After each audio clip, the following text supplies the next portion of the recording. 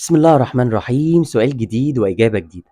إزاي أعرف إن أنا على الطريق الصحيح لما بدخل حاجة جديدة أو في حياتي بشكل عام؟ طيب، إزاي أعرف إن أنا I am on the right path؟ أنا على الطريق الصحيح، طريق الهداية، طريق اللي ربنا كاتبه لي في الحياة. فكرة إن إحنا لما بنعمل حاجة جديدة أو بنغير مسارنا في الحياة أو إن إحنا بنكون عايشين الحياة ودايما بنلاقي نقد من الناس اللي حوالينا، خصوصًا لمّا بنعمل حاجة جديدة، بنفتكر إن إحنا كده دي إشارة من عند ربنا إن إحنا بنعمل حاجة غلط. يعني مثلًا أنا لمّا بدأت العبور الجنسي بتاعي، ناس كتيرة في حياتي نقدتني، ناس كتيرة قالت لي إن أنت غلط، ناس كتيرة قالت لي إن أنت مش صح. وده كان بيخوّفني جدًا، ووقتها أنا في البدايات أنا ما كنتش أعرف يعني إيه أنا على الطريق الصح، إزاي أعرف إن أنا أصلًا على الطريق الصح؟ ما كنتش باركّز مع الموضوع ده، ما كنتش أعرف إيه الفرق ما بين الطريق الصح والطريق الخطأ في الحياة، ما كنتش أعرف إيه هو الفرق ما بين الاتنين. فلمّا كنت بالاقي نقد كتير كنت أوقات باتشكّك في روحي، كنت باقول اللي هو طَب هو أنا غلط؟ طَب هو يمكن دي إشارة من عند ربنا إن أنا ماشي مش صح؟ فبعد كده بدأت أقرأ كتير بفضل الله عن إزاي أعرف إن أنا على الطريق الصح، إزاي أحس وأشوف الإشارات اللي ربنا بيبعتها لي وأعرف بيها من خلالها إن أنا ماشي على الطريق الصح، حتى لو كل الناس في حياتي بتقول لي إن أنت على الطريق الخطأ. بس قبل ما أجاوب على السؤال ده بقى خلّيني أسلِّم عليكم وأقول لكم السلام عليكم ورحمة الله وبركاته. معاكم سلّام سعد ويالّا بينا نبدأ الحلقة. بس ما تنساش إن أنت تفعّل زرار الجرس وتشترك على القناة عشان تنوّرني على القناة وتشرّفني على القناة ويوصلك منّي كل جديد. وما تنساش إن أنت تعمل share للفيديو وتعمل share للقناة علشان نقدر نوصل لأكبر عدد من الناس ونفيدهم. وما تنساش إن أنت تعمل لايك عشان أنا باتعب والله. ويالّا بينا. علشان تعرف إذا كنت على الطريق الصحيح أنت محتاج تكمّل في الطريق اللي أنت ماشي فيه. يعني لو أنت بدأت حاجة جديدة، جوازة، عمل، business، أي حاجة، لو أنت كمّلت فيه ربنا هيبتدي إن هو يبعت لك إشارات من خلال ناس، من خلال أحداث، من خلال كلام. ربنا هيبعت لك إشارات هتورّي لك هل أنت ماشي على الطريق الصح والّا أنت ماشي على الطريق الخطأ. فاوعى تفتكر إن أنت لو أنت منعت وقفلت الباب وما جرّبتش يبقى أنت كده صح، أو أنت كده بتتجنب الفرصة الجديدة. أنت محتاج إنك تمشي وتكمّل للآخر، ومن خلال الأحداث ومن خلال المواقف هتفهم إذا كنت ماشي على الطريق الصح والّا الطريق الخطأ. ولكن خلّيك جريء. أمّا هتكون ماشي في الطريق هتلاقي يا إلا أبواب بتتفتح لك وفُرَص بتتفتح لك بتسهّل لك الطريق، يا إلا هتلاقي الأبواب عمّالة تتقفّل والأحداث عمّالة بتتقفّل عشان تُغلق عليك الطريق وتروح طريق آخر. فلمّا ربنا بيكون عايزك تمشي في طريق بيسهّل لك كل الفُرَص إنك تمشي في الطريق ده، ولو ربنا مش عايزك تمشي في الطريق ده بيقفل لك كل الطرق علشان تغيّر مسارك وتمشي في طريق تاني. يعني أنا قبل ما أبدأ صناعة المحتوى بشكل استمراري وقبل ما أبدأ ال ال العبور الجنسي بتاعي، أنا كنت عايش في سيوة. كانت كل الفُرَص جوّه سيوة بتتقفّل، وكل شغلي جوّه سيوة كان بيتقفّل. ليه؟ لإن ربنا كان عايزني أحوِد وأبدأ في العلاج بتاعي وإن أنا أبدأ في العبور الجنسي، ومن خلال العبور الجنسي أبدأ إن أنا أمشي في مسار صناعة المحتوى، وإن أنا أكمّل دراسة في مجال الصحة النفسية وفي علم النفس وهكذا. فربنا كان بيقفل لي طريق علشان يفتح طريق تاني. ولمّا بدأت في العبور الجنسي بفضل الله ربنا كان طريق صعب جدًا وما زال صعب جدًا، لكن ربنا كان بيفتح لي وعمّال يفتح لي فرص ويساعدني، لدرجة إن الحمد لله وبفضل الله أنا يعني باحس إن ربنا معايا جدًا ودايمًا وعلى طول، لمجرد إن أنا ماشي على الطريق اللي هو عايزني أمشي عليه، حتى لو هو من أصعب الطرق اللي هي موجودة في الكوكب بالنسبة لي بجد. أمّا تكون ماشي في الحياة ما تفكّرش إن أنت تروح تسأل الآخرين هو أنا على الطريق الصح والّا على الطريق الخطأ؟ هو أنا تروح تسأل صاحبك، تروح تسأل مامتك، تروح تسأل باباك، تروح تسأل حد هو أنا على الطريق الصح والّا أنا على الطريق الخطأ؟ لمّا تكون ماشي في حاجة في حياتك ما تحاولش إن أنت تسأل حد، وما تطلبش من حد الاستشارة. وزمان لمّا كانوا يروحوا للعرافة ويقول لهم تسألها وتقول لها هو أنا على الطريق الصح والّا الطريق الخطأ؟ ما ده غلط. ليه؟ لان انت الوحيد اللي هتكون عارف اذا كنت على الطريق الصح ولا على الطريق الخطأ.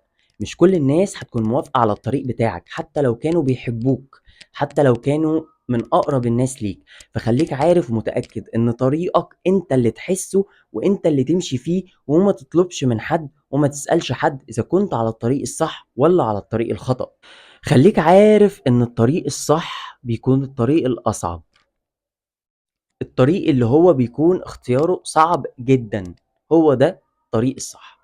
لما تخرج بره دائرة الراحة بتاعتك وتبدأ ان انت تعمل حاجات جديدة، والحاجات الجديدة دي تنضجك وتخليك اقوى وتخليك احسن وتخليك يعني افضل نسخة من نفسك، اعرف ان انت على الطريق الصح.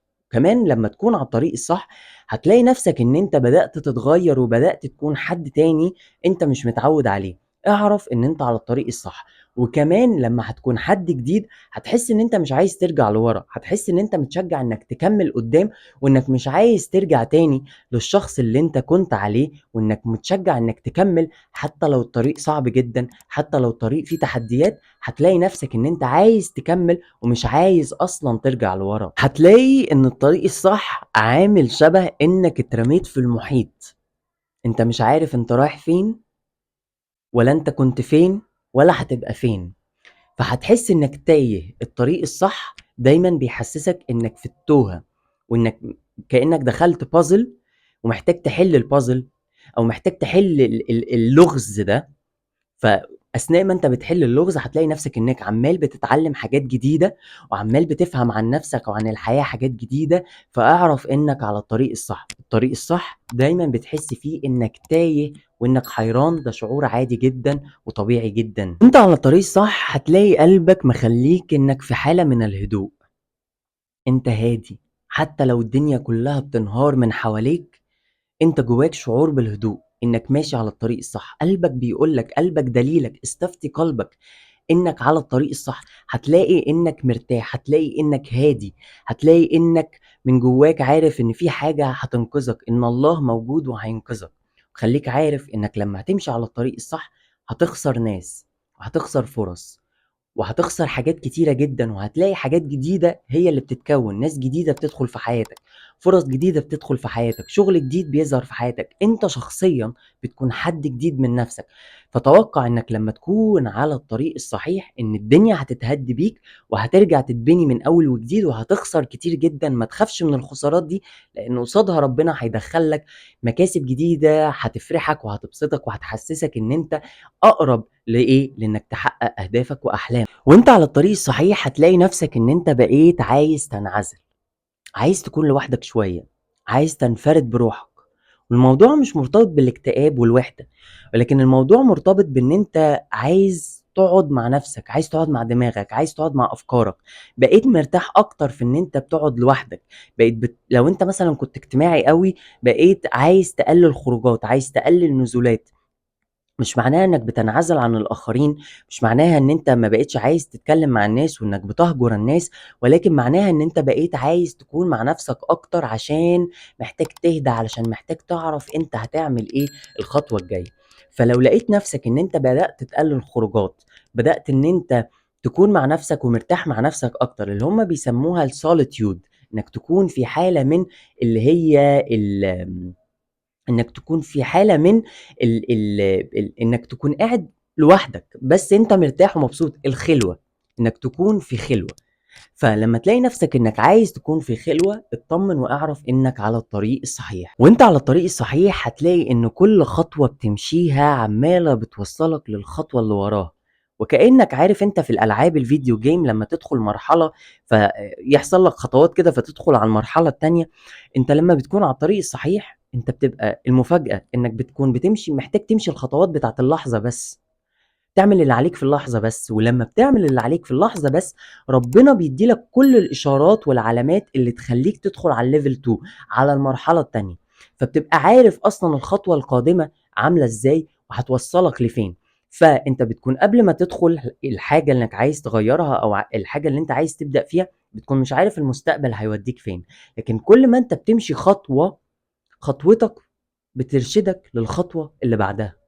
فامشي خطواتك بتاعت اللحظة وما تستناش إنك تعرف الطريق كامل كله هيبقى ماشي ازاي، لان ربنا هتلاقيه ان هو عمال بيرسم لك الطريق وانت بس اللي بتمشي فيه. اما بتكون ماشي على الطريق الصحيح بتكون مش مهتم برأي الاخرين، مع الوقت بتبقى مش فارق معاك اللي قدامك ده هيقول لك ايه، اللي قدامك ده هيتصرف معاك ازاي، ما بيبقاش فارق معاك اللي قدامك اصلا.